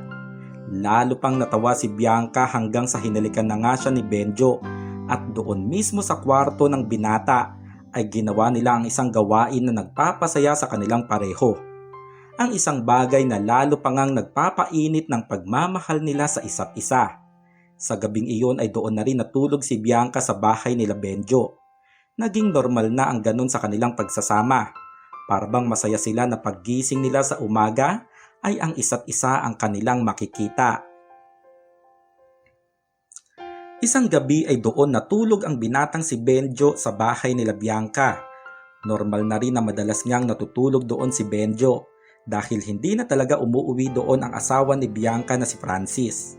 Nang gumising si Bianca ay napatigil siya nang makita niyang puro bahid ng dugo ang unan ni Benjo. Nakasalukuyang mahimbing pa rin ang tulog ng umagang iyon. Sobrang nataranta ang ginang at naisip niya na baka napano na si Benjo sa nagdaan na gabi. Mahimbing na kasi ang tulog ni Bianca nang umuwi doon si Benjo sa kanyang bahay. Kaagad na ginising ng ginang ang binata at doon ay nakumpirma niya na ang dugo ay nagmumula sa ilong ni Benjo. May pagkahilo rin na nararamdaman ang binata kaya inalalayan ito ni Bianca pababa sa kusina. Doon kahit paano ay naging maayos rin ang pakiramdam ng binata. Ano ba kasing ginawa mo kagabi? Nakipag-away ka ba at napuruhan yung ilong mo kaya nagkakaganyan ka? Tanong ni Bianca nang maupo siya sa bakanting upuan. Kasalukuyan namang may nakalapat na cold compress sa ilong ni Benjo. Hindi ako nakipag-away. Kung nakipag-away ako, edi sana puro pa sana ang mukha ko. Napabuntong hininga si Bianca. Palagi ka na rin kasing nagpupuyat. Kagabi inantay kita dito pero alas 11 na ng gabi hindi ka pa umuwi kaya natulog na ako. Saan ka ba talaga nanggaling kagabi, Benjo? Sumagot naman ang binata. Birthday nung tropa ko kaya medyo nagkaroon lang ng kaunting inuman sa bahay nila. Tumingin ng seryoso si Bianca sa kanya. Pwede ba? Iwas-iwasan mo naman ang pag-inom. Huwag naman yung gabi-gabi, Benjo. Pangalagaan mo naman ang sarili mo. Napabuntong hininga si Benjo at humawak sa kamay ni Bianca. Pasensya na. Hayaan mo. Simula ngayon iiwas na muna ako sa alak. Napangiti naman si Bianca at yumakap pa sa kanya ang binata. Para kay Bianca ay sina Benjo, Alyssa at Lola Pasita na ang kanyang bagong pamilya. Kaya siya mismo ay gumawa ng paraan para matulungan ang mga ito. Kumuha ang ginang ng isang maganda at mas malaking pwesto sa palengke para doon magtinda ng prutas si Lola Pasita. Labis naman ang pasasalamat ng matanda kay Bianca dahil sa ginawa nitong pagtulong sa kanila. Dahil doon ay mas malaki na ang kinikita nila sa pagtitinda ng prutas. Bukod kasi doon ay dinagdagan pa ni Bianca ang kanilang puhunan para mas lumaki pa ang kanilang kita. Dahil nga sa paghihiwalay ni Bianca at ni Francis ay wala na ring pinagkakakitaan si Bianca. Naiwan man sa kanya ang bahay nilang mag-asawa pero hindi iyon sapat para siya ay mabuhay. Sa muling pagkakataon ay naisipan ni Bianca na bumalik siya sa kanyang propesyon bilang isang guro. Sobrang saya ni Bianca matapos siyang matanggap sa isang pribadong eskwelahan na malapit lang sa kanilang tinitirhan. Doon dumiretso si Bianca sa pwesto nila sa palengke para ibalita kay Benjo ang magandang balita. Sina Lola Pasita at Alyssa lang ang naabutan doon ng ginang.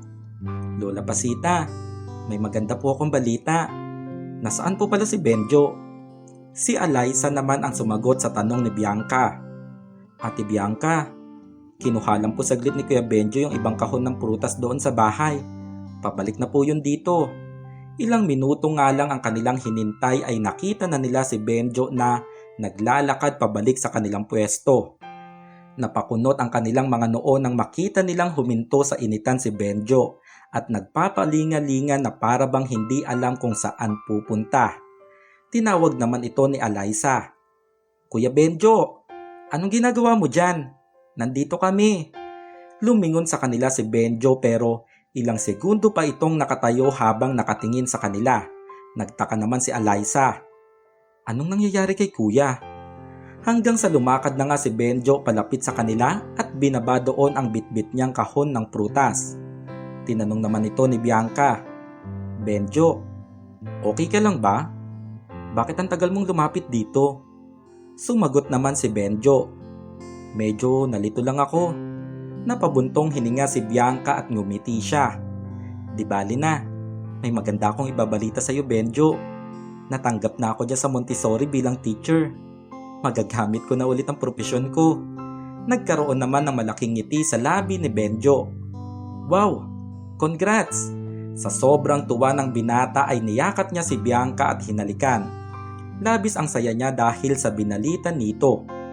Lola, Alaysa, may girlfriend na akong teacher. Maging sina Lola Pasita at Alaysa ay masaya sa bagong trabaho ni Bianca. Maaga silang umuwi sa bahay ng araw na yon at doon sa bahay nila Benjo ay nag-celebrate sila para sa tagumpay ng kanyang kasintahan. Naging masaya ang pagbabalik ni Bianca sa kanyang pagtuturo. Sobrang malapit siya sa kanyang mga estudyante, marahil dahil na rin sa kagustuhan niya na magkaroon ng anak. Isang araw habang abala si Bianca sa pagtuturo sa eskwelahan ay nakatanggap siya ng tawag mula kay Alaysa. Kaagad na nagpunta sa isang malapit na ospital si Bianca dahil sinabi sa kanya na bigla na lamang hinimatay si Benjo doon sa palengke at sinugod nga nila ito sa pinakamalapit na ospital. Alaysa, anong nangyari? Namumutla naman sa pagkataranta si Alaysa. Ate Bianca, si Kuya Benjo kasi biglang tumumba doon sa palengke. Siguro dahil na rin sa sobrang init.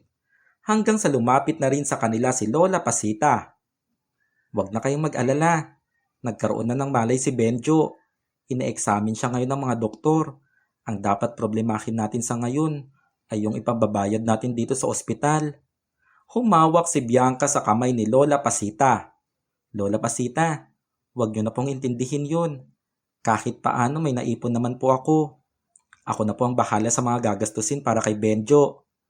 Labis naman ang pasasalamat ni Lola Pasita kay Bianca.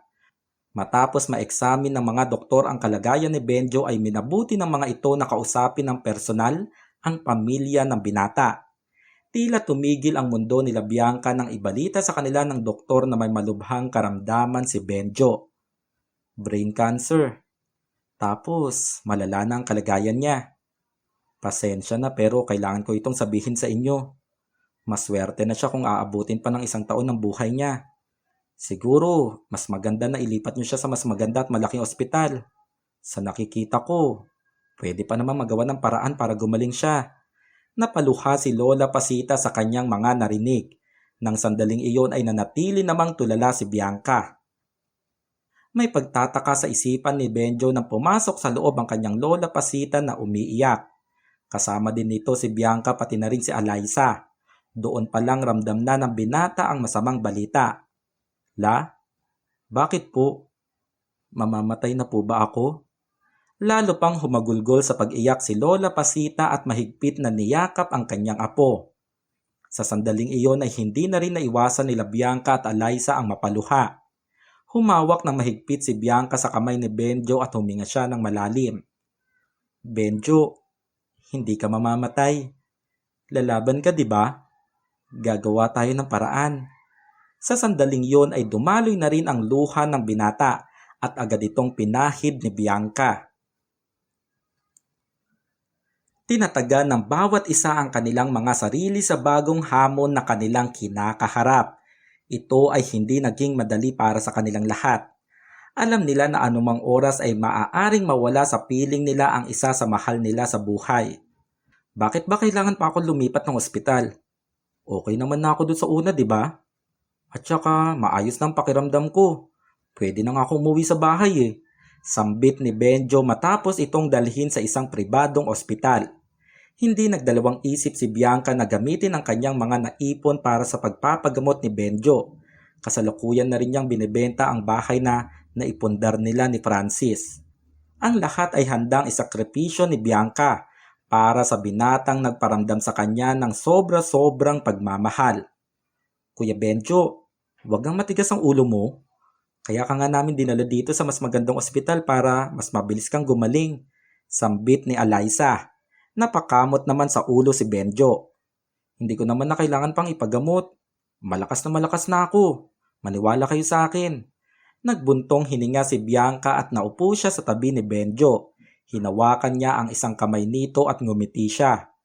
Benjo, sundin mo na lang ang lahat ng sasabihin namin. Kailangan mo kasing magpagaling. Kapag hindi ka gumaling, magtatampo kami sa iyo. Napabuntong hininga si Benjo. Kayo lang din naman ang iniisip ko. Si Lola, sino ang tumutulong sa kanya sa pagbubuhat ng mga paninda doon sa palengke? Si Alaysa, sino na ang magbabantay sa kanya? Baka kasi kung sino-sino na ang nanliligaw dyan habang nandito ako sa ospital. Tapos ikaw, Bianca, sino na ang kasama mo sa bahay? Ayaw ko na, nalulungkot ka. Sumabat naman na sa usapan si Alaysa. Huwag mo na munang isipin ang mga bagay na yun, Kuya Benjo.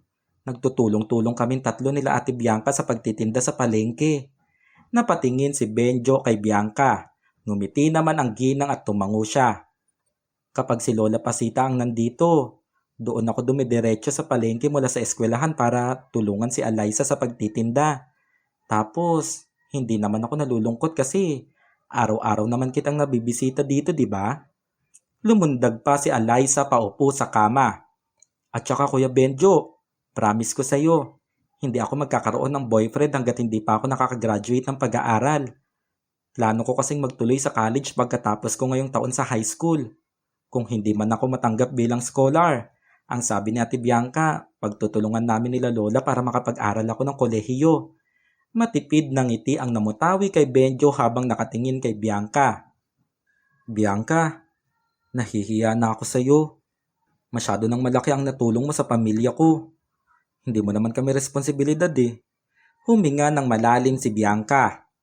Responsibilidad ko kayo, Benjo. Kasi kayo na ang pamilya ko.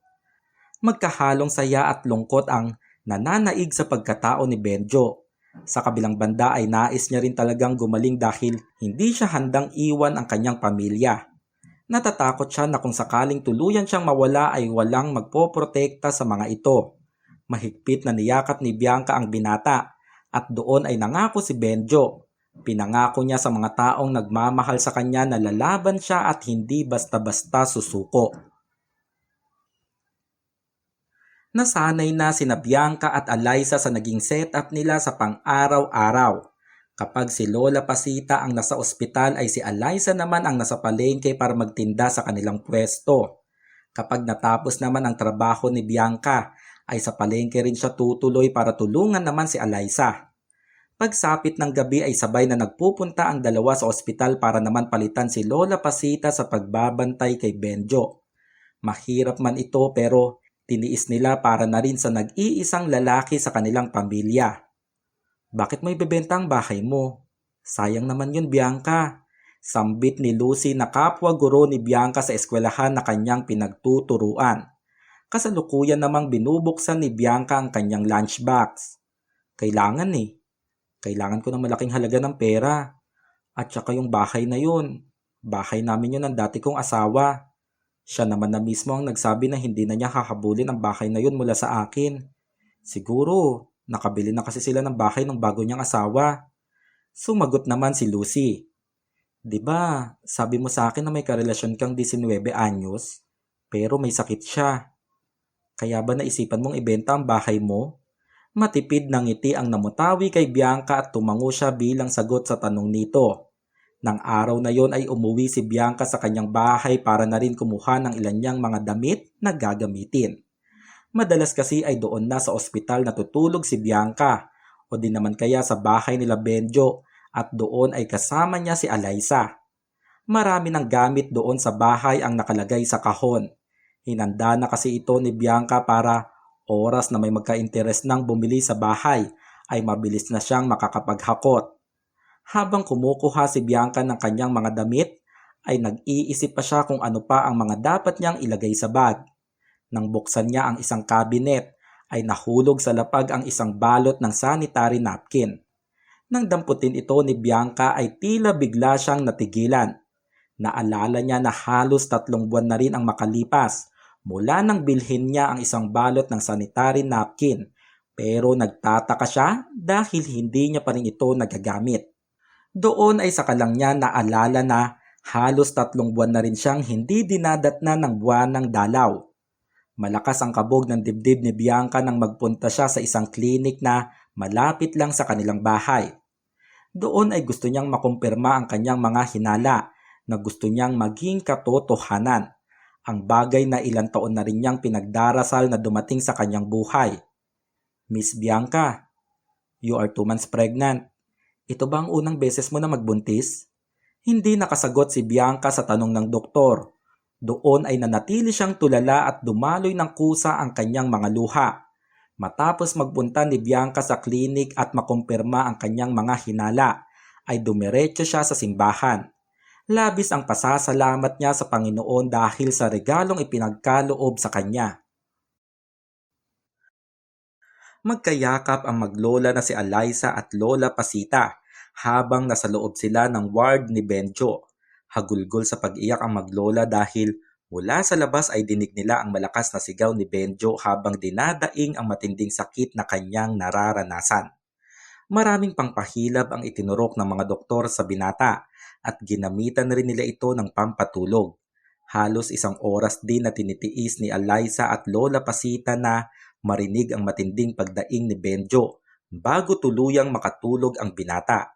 Habang nasa loob ng ward ang maglola at binabantayan si Benjo, ay natataranta na dumating doon si Bianca. Lola, kamusta ang kalagayan ni Benjo? Anong nangyari sa kanya? Nagbuntong hininga si Eliza bago sumagot. Ate Bianca, matindi yung sigaw ni Kuya Benjo kanina.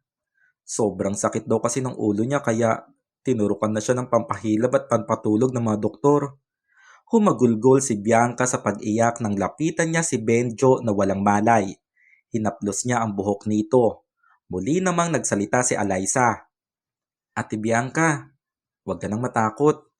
Ang sabi ng doktor, normal lang naman daw na maramdaman yun ni Kuya Benjo. Magiging maayos pa rin naman daw ang kalagayan niya oras na gumising siya. Pinahid ni Bianca ang kanyang mga luha at tumango siya sa sinabi ni Eliza. 2:00 ng madaling araw ay nandoon pa rin si Bianca sa ospital at mag-isa siyang nagbabantay kay Benjo. Ilang oras din na walang malay ang binata. Napangiti si Bianca nang makita niyang dumilat na ang mga mata nito.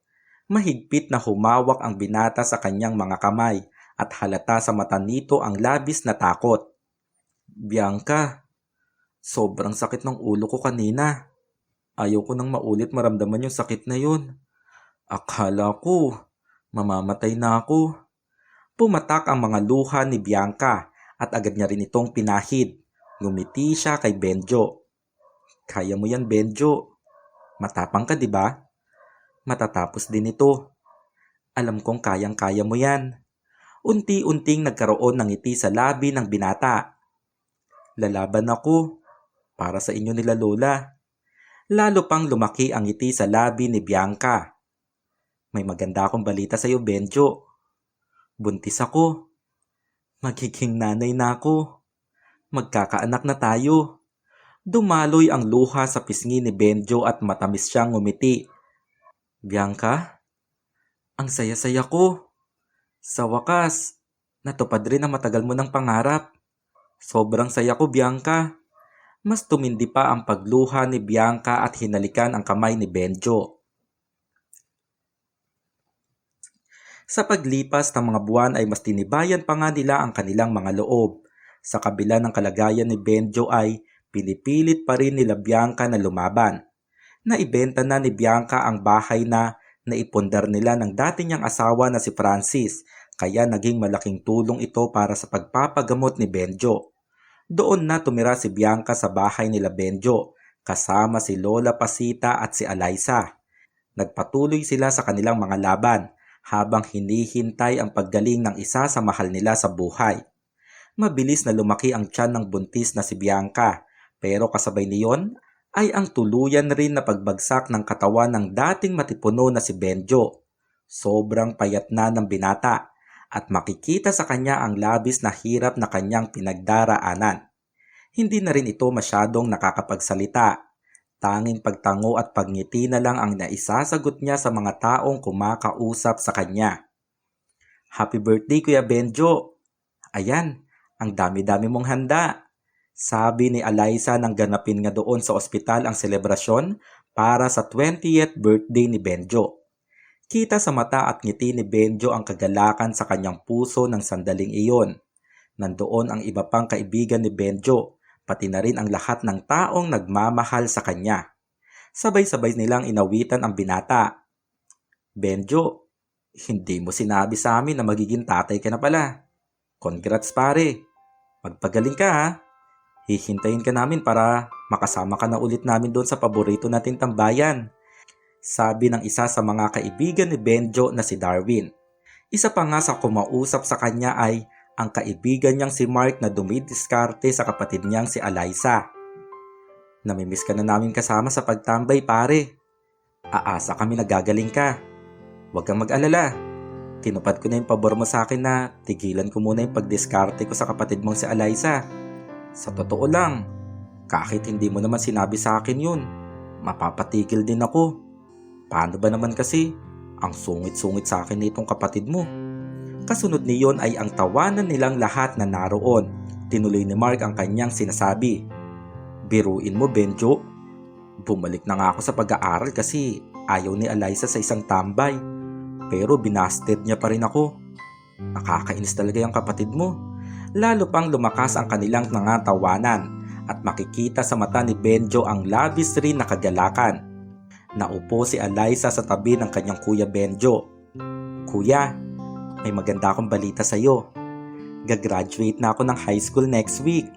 Tapos, natanggap akong scholar sa papasukan kong university. Sayang lang at hindi ka makakapunta sa graduation ko. Diba sabi mo, pangarap mo na makita akong aakyat ng stage?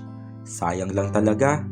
Pero hayaan mo, dito naman kami didiretso nila Lola Pasita at ni Ate Bianca. Kasama ka namin magse-celebrate next week.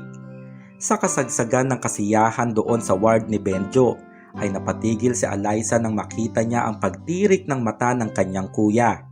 Mabilis na nagtungo doon ang mga doktor para alamin ang kalagayan ng binata. Lumabas naman ng ward ang lahat na nandoon at pare-pareho silang umiiyak. Maraming pampahilab ang itinurok kay Benjo ng sandaling iyon. Napanatag lang sila nang lumabas na ang isang doktor. Huwag na kayong matakot. Okay na si Benjo.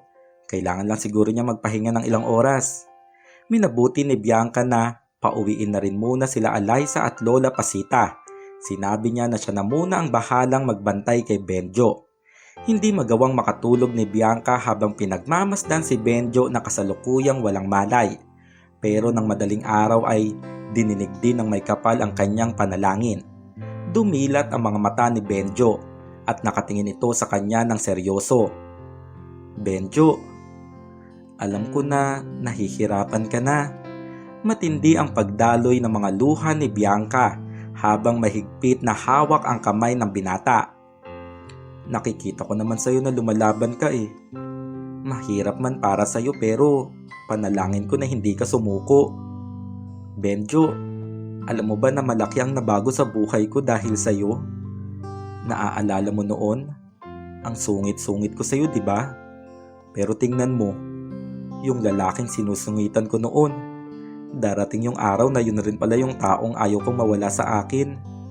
Siguro kasi ikaw yung tao na nagpakita sa akin na mahalaga ako. Saka nga pala, ang sabi sa akin ng doktor, baka next week na ako manganak. Makikita na natin ang anak natin, Benjo. Nakaka-excite, di ba? Kaya dapat magpagaling ka na. Kasi marami akong plano para sa ating tatlo ng anak natin. Siyempre, kasama din dun sila Lola Pasita at si Alyssa.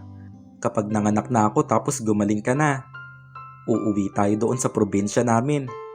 Doon tayo bubuo ng masayang pamilya. Doon ako magtuturo sa dating eskwelahan na pinapasukan ko. Tapos, doon na rin mag-aaral yung anak natin. Lahat ng plano kong yun, tutuparin natin na magkasama. Kaya Benjo, please lang, lumaban ka. Wala mang kasiguruhan ay naniniwala pa rin si Bianca na gagaling ang ama ng kanyang anak. Naniniwala siya na ang lahat ay matatapos sa isang tahimik na gabi at magsisimula ang magandang bukas. Ang bukas na sila ay masayang magkakasama at haharapin ang magandang wakas. Dumating ang ikaunang araw ng Marso. Sa araw na yon ay marami ang kaganapan sa kanilang pamilya. May nagtapos ng high school. Masayang masaya si Eliza nang makagraduate siya dahil isa yon sa pangarap niya sa kanyang sarili at para na rin sa mga taong naniniwala sa kanya.